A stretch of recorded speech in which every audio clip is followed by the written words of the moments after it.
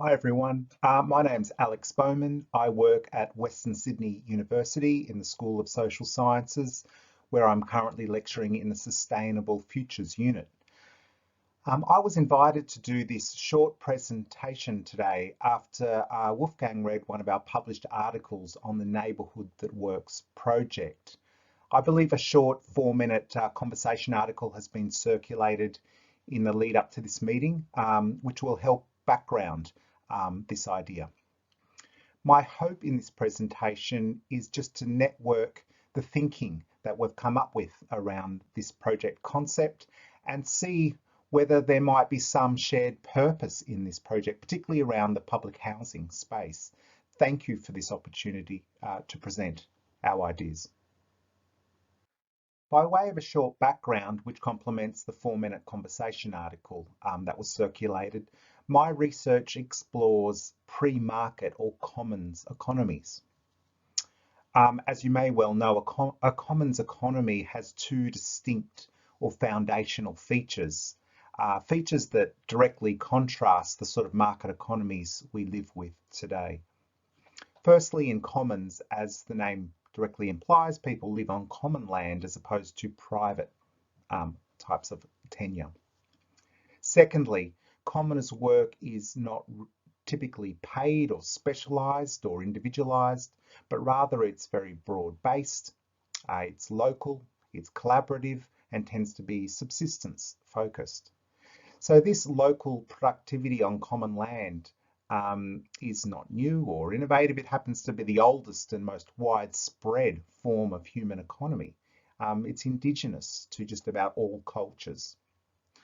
So my research explores what roles such a common approach, where people are on common land and locally collaborate, could have in helping to balance our social and ecological problems, the downsides of our exclusive reliance on market forms of work and housing.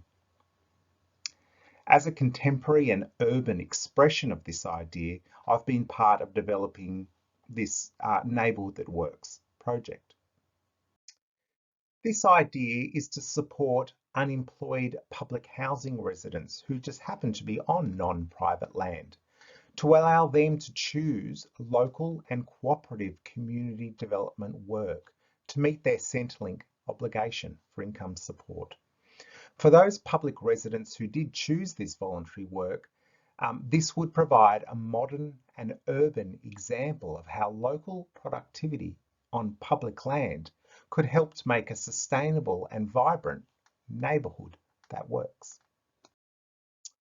By choosing to participate in voluntary work for around 15 hours per week, unemployed over 55s can already meet Centrelink's mutual obligations for income support. Those who are under 55 can also do voluntary work, but they must first seek approval and are generally limited to it around 12 months. In terms of who takes up voluntary work, we've recognised that there's three broad groups. The first group are people who aren't interested in voluntary work at all. Voluntary work, of course, is purely voluntary. It's nothing like mandatory work for the dole. And so income benefits are totally unaffected if someone should not be interested in being involved. For the second group, voluntary work is chosen as part of an employment pathway to develop new skills and contacts towards the job and the income that they want. The third group, which Neighbourhood That Work is particularly focused on, are people who are unlikely to find employment or don't find employment, but do choose to stay involved in voluntary work to stay productive and connected to their communities. There are actually many activities that meet voluntary work requirements, from volunteer work in a local non-profit like a neighbourhood centre or a bush regeneration program, to an involvement in a less formal but auspiced community development program like a local community garden, a tool or toy library, even things like cooking classes or bicycle repairs if they're formalised and auspiced. The Neighbourhood That Works project seeks to promote and expand such programs and provide other much needed supports, particularly for unemployed public residents who might choose them. The problem that this strategy seeks to be part of responding to relates to the fact that more and more Australians are facing employment insecurity because of structural issues in the job market, like globalisation, for example, the loss of manufacturing to cheaper labour overseas, the casualisation of work, automation, and natural disasters like we've seen with the bushfires and the pandemic.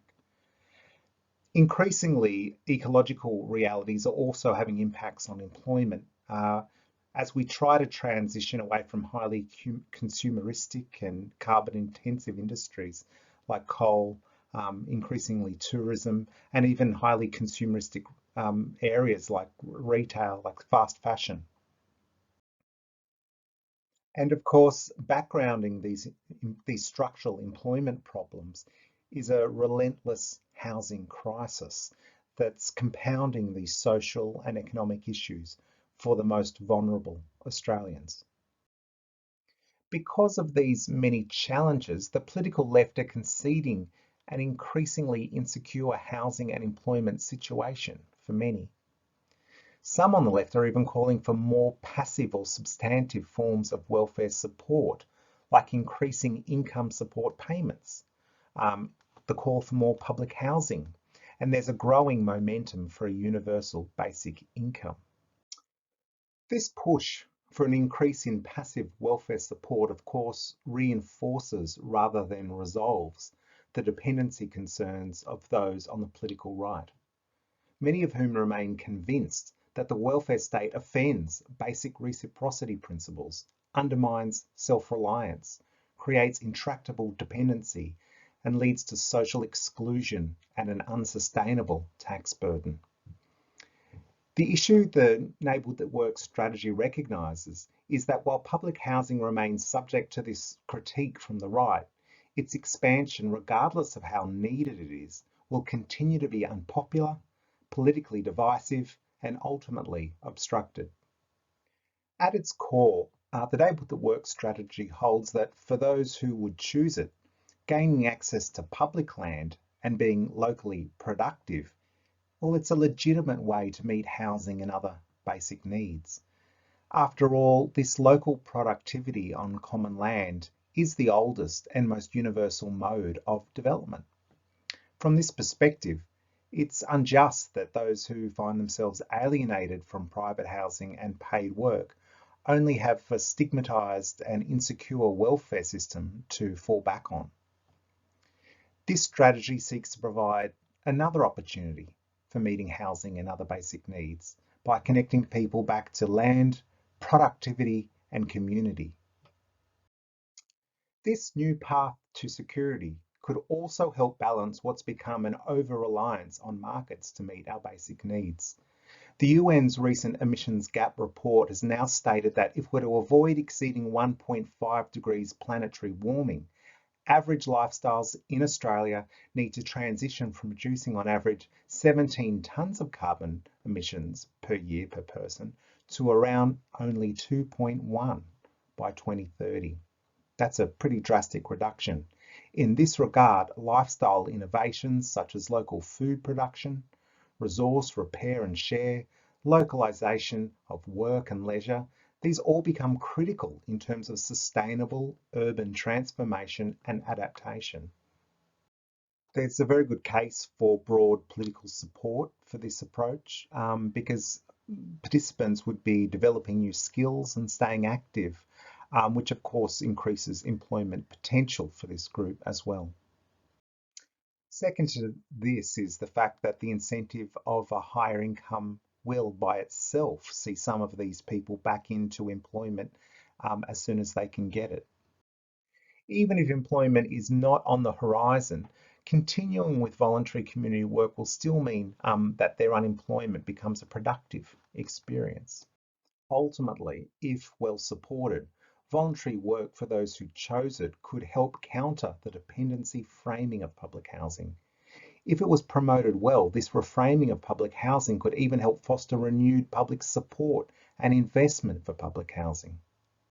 To put the necessary voluntary work supports in place, the Enabled at Work strategy is seeking to build partnerships around the following three developments of the existing voluntary work arrangements.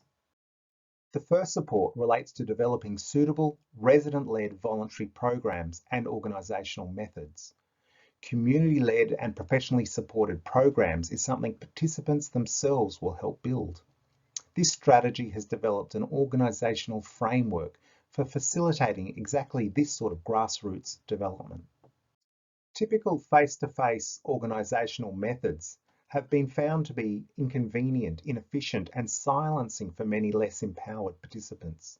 The Neighbourhood That Works strategy has developed an organisational method that supports residents in an entirely new way. This process, called Village, has been the focus of a PhD project. We also need a widespread promotion of voluntary work to unemployed residents looking for ways to meet their Centrelink obligations and have a neighbourhood role. There are also two longer-term policy developments that could flow from program success. These would include expanding the unrestricted options available to over 55 to those public residents who are under 55, so that they could do these sorts of programs beyond 12 months. Also, a purpose-built 8 to 12 household sort of complex size project for residents committed to supporting each other with voluntary work programs. This could include such programs as TAFE facilitated self-build, such as we're seeing in the UK. Okay, so thank you for your time, and I hope you found something in the idea that you see could be of interest to you, and I'll be here now to discuss it with you and answer any questions.